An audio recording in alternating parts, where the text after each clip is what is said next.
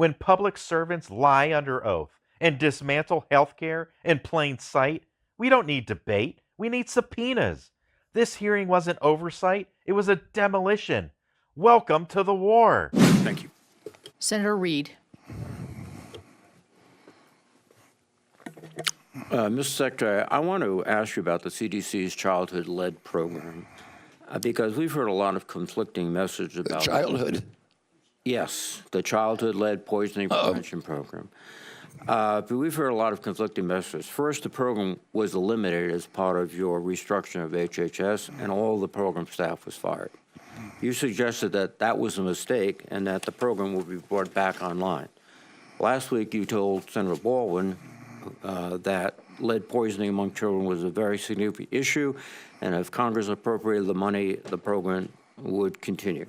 Well, Congress has appropriated the funding, and as far as we can tell, staff has not yet been hired, and I've seen no statements reversing your decision to eliminate the program.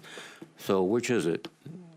Do we have a program? We are continuing to fund the program, and in Milwaukee, we have a team in Milwaukee, and we're giving laboratory support to the analytics in Milwaukee, and we're working with the health department of Milwaukee. Well, that's Milwaukee. What about the rest of the country? Well, I don't. As I said, I have a TRO now. You know, a federal TRO that does not allow me to talk about the reorg. What I can tell you is that if you appropriate the money, that we are going to spend it.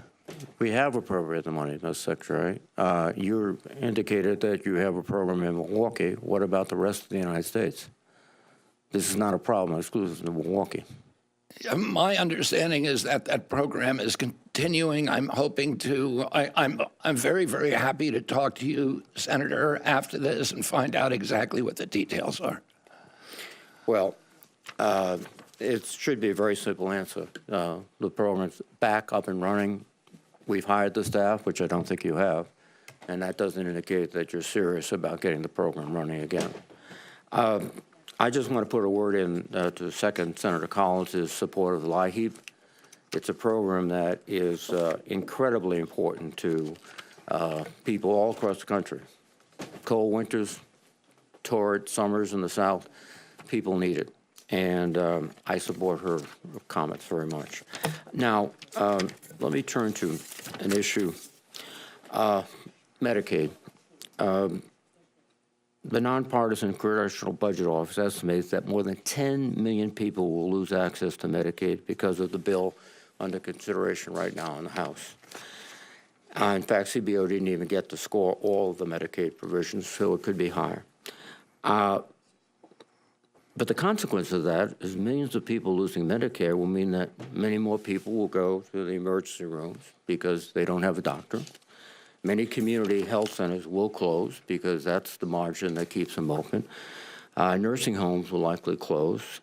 In fact, frankly, it will probably undermine significantly the healthcare systems in every state in the union.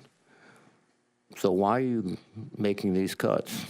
First of all, we haven't made cuts. We've only in Washington would those be called cuts. The reductions that are proposed are reductions in the rate of growth over the next 5 years. And those reductions are to eliminate waste, fraud, and abuse. And I'll explain to you, there's 1 million people now on Medicaid who are accepting Medicaid or collecting from Medicaid in 2 states. That's illegal. They're stealing from the Medicaid program. We've now been able to identify them, which no other administration was able to do. There are 2 million people who are collecting both Obamacare, or 1 million people who are collecting Obamacare and Medicaid. That's illegal. It is also a theft. There are 1 million illegal aliens in the states that have allowed that, like California. And as soon as we made the announcement that we are not going to allow that funding anymore, Gavin Newsom followed by making his announcement that he's not going to fund it anymore. So his compassion ended where he had to start paying for it. The remaining, and there's only 8.5 million people affected by this. The remaining people who are affected are able-bodied male workers, males, who refuse to get a job, who refuse to even meet the minimal thresholds that President Trump has demanded, that they be looking for a job, that they be getting education. Excuse me, Secretary. That's rhetoric, not reality. You're going to have 10 million people without health care. They're going to the emergency rooms. It is going to undermine the health care system in every state of this country, and you'll be responsible along with the president. Thank you. This isn't just bureaucratic doublespeak. It's straight-up deception wrapped in PR tape. The secretary dodges, stammers, and throws Milwaukee under the bus while refusing to answer a simple question. Is the National Childhood Lead Poisoning Program alive or dead? While millions of kids remain exposed to a proven neurotoxin, this administration talks in circles. And when challenged about mass Medicaid losses, what do?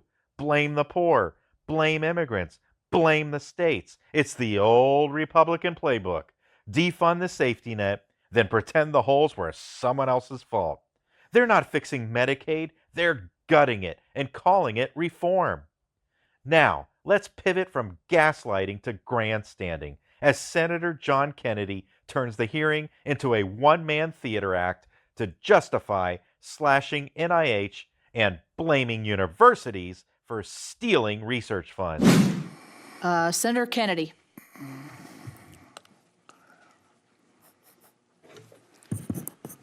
Mr. Secretary, how many employees were there at HHS when you took over? 82,000. How many do you have today? 62,000. Okay. It's about the level it was in 2019, right before COVID. Is this the first time that an institution in America has ever downsized? I don't think so. I think private and public institutions have historically. Microsoft just announced that they were going to reduce their workforce by 6,000 people. You think that'll be the end of Microsoft? Senator, we wouldn't have reduced anybody. You think that'll be the end of Microsoft? I don't think so, Senator. Meta, I still call them Facebook, just announced they're going to reduce their workforce by 3,000 people. You think that'll be the end of Meta? I imagine it will not. Yeah. Think maybe the people at Meta know what they're doing?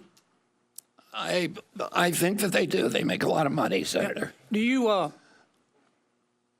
hate NIH? I love NIH. I grew up with NIH. I visited when I was a boy. I loved science, and those were my favorite afternoons, visiting the labs at NIH. Do you hate medical research? No, I think we need to lead the world in medical research in this country. In fact, isn't it true, Mr. Secretary, that you would like to see more money spent on medical research? Obviously, I'm the secretary of this department. No secretary wants to see his budget cut. Well, one way of doing that, it seems to me, would be to stop some of the stealing. And let me tell you what I mean by that. Let's suppose you give NIH gives a university $100 million to research, for medical research, to research a cure. And that university takes $30 million of it, doesn't spend it on the research. They use it to subsidize the rest of their university. Does that show a commitment to medical research? No, and I mentioned before the example of Stanford, which was taking 78% in indirect costs, and we don't know what they were spending. That's theft, isn't it? It's not a good in Louisiana, way to spend we call federal that taxpayer dollars. We call that stealing.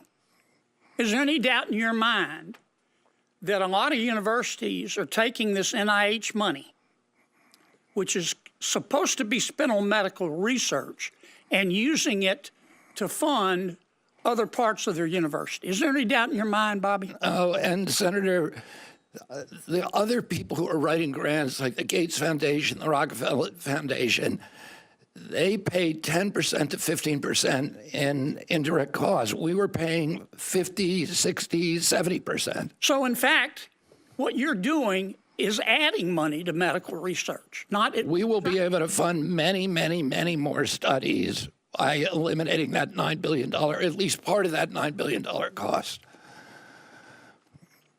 Okay. I want to ask you about LIHEAP. Are you familiar with this GAO report they did on LIHEAP? LIHEAP? I am not, Senator. They found, they audited 7 states. They found 11,000 dead people getting LIHEAP grants. You familiar with that? No, but that is pretty typical of many of the other programs that we're working with. They found prisoners getting grants, didn't they? Were they using the grants to heat their jail cell? They found 1,000 federal employees getting the grants with federal salaries that greatly exceeded the income limits. They found some of those folks living in $1 million homes.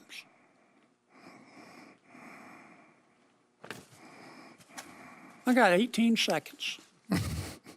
Why do we allow highly processed foods in America? That's a complicated question, but it's driven by profits to a food industry that is making money by poisoning American kids, and they don't do it abroad. They make the same products for Canada and for Europe that do not contain many of those chemicals. You understand, Mr. Secretary, there's nothing you can do that's going to make many of my Democratic colleagues happy. You get that, don't you? I do understand. I'm coming to understand that, Senator. Yes. This was performance politics at its most disingenuous. Kennedy, ever the master of Southern sarcasm, equates NIH with Microsoft, pretends firing scientists is like laying off coders, and calls university overhead stealing.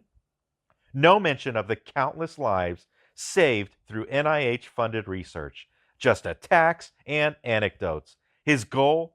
Discredit public science so Republicans can defund it with impunity. They don't want smarter spending. They want no spending, except when it benefits corporations. And notice how every critique conveniently ends with a jab at democratic compassion or woke universities. This isn't fiscal discipline. It's ideological warfare dressed up as budget oversight. Finally, Senator Patty Murray enters, not to grandstand, but to detonate. What she unleashes next is a direct indictment, a trail of broken laws, stolen billions, and shattered public trust. Thank you. Senator Murray, welcome. Nice to see you, and I'll turn it over to you for questions. Thank you very much, Chair Capito, Senator Baldwin. I look forward to working with you both again in this Congress.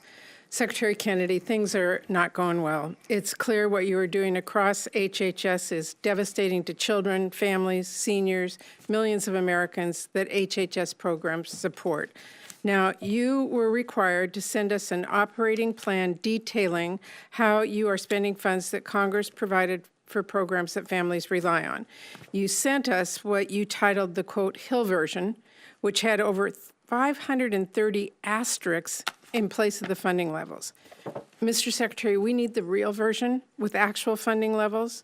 This committee needs to know how you are spending taxpayer dollars right now and what programs you are cutting and which you are eliminating. You are blocking billions in funding that Congress appropriated from going out the door, including $3 billion at NIH, $1 billion in Head Start, and $3 billion in child care funding alone.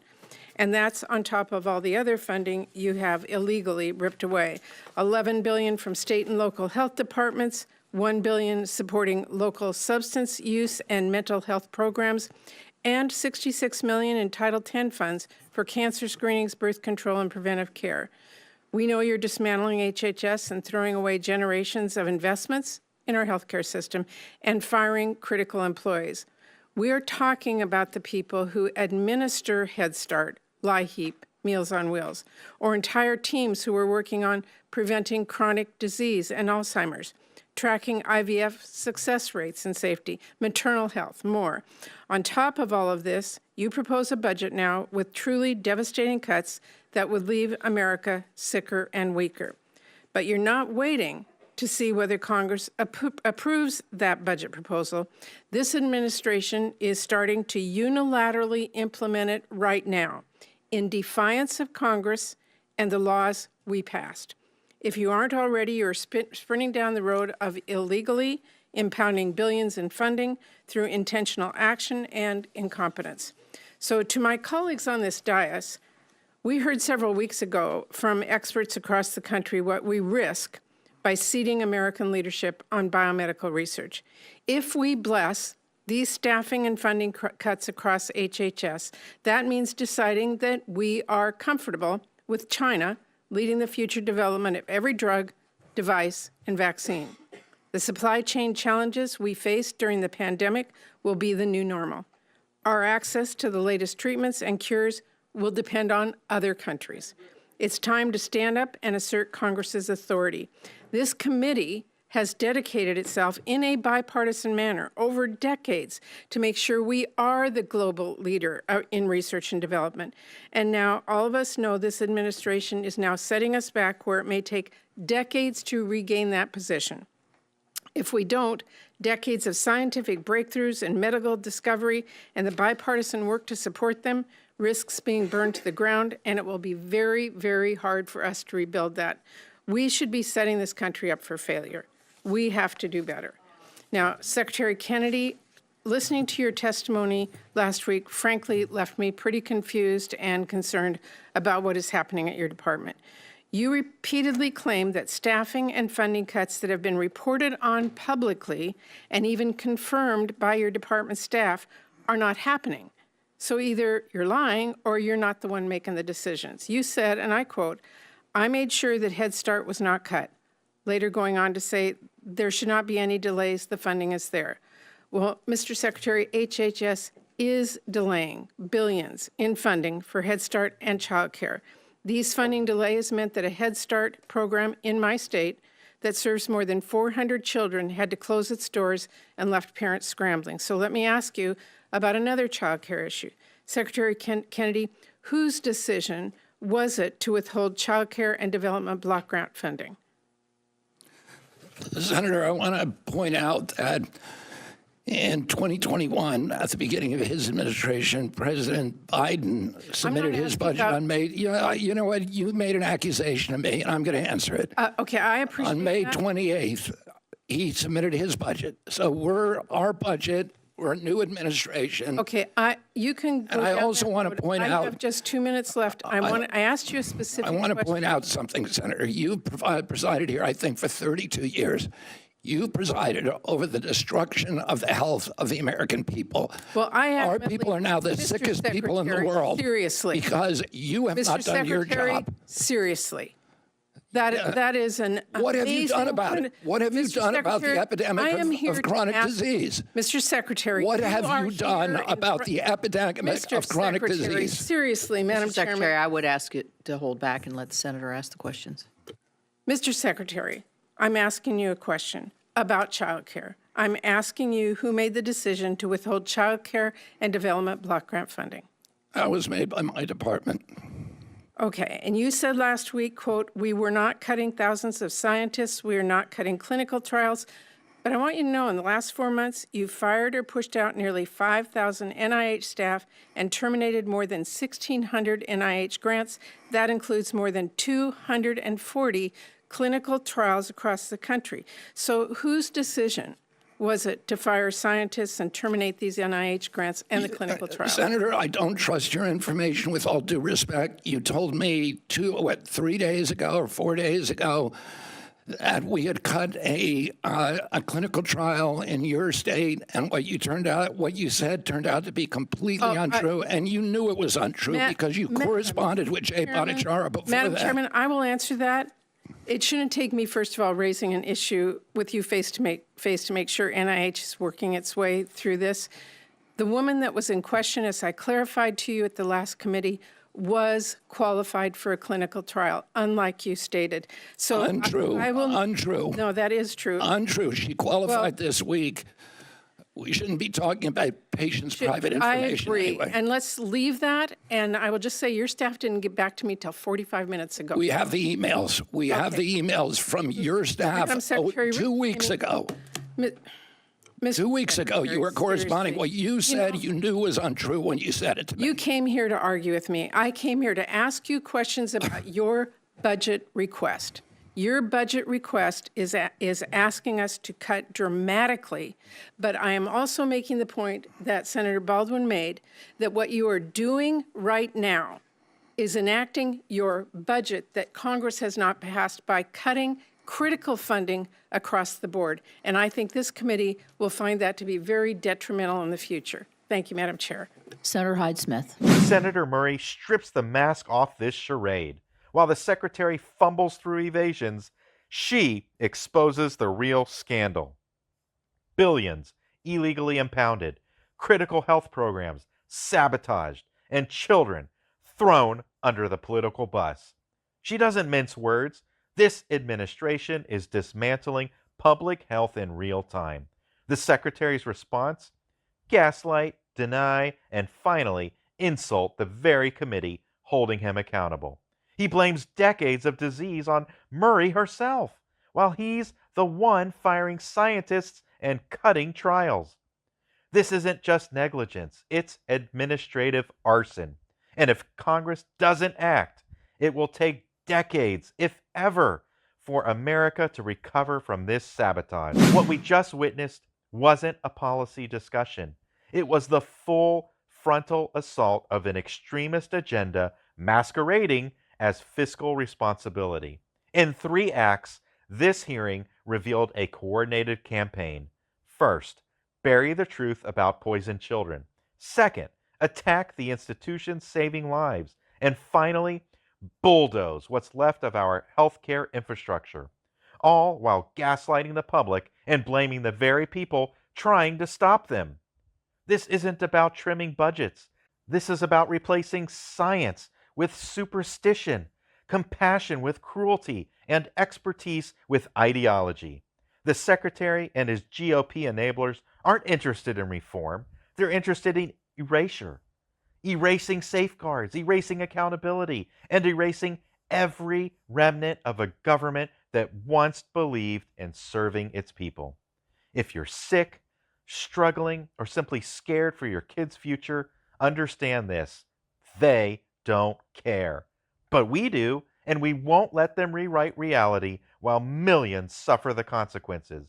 We will name names, expose lies, and drag the truth into the daylight, no matter how hard they fight to bury it. If you believe in truth over spin, science over slander, and justice over chaos, subscribe now to Malcolm Varon Hearing. This fight isn't over, and we're just getting started.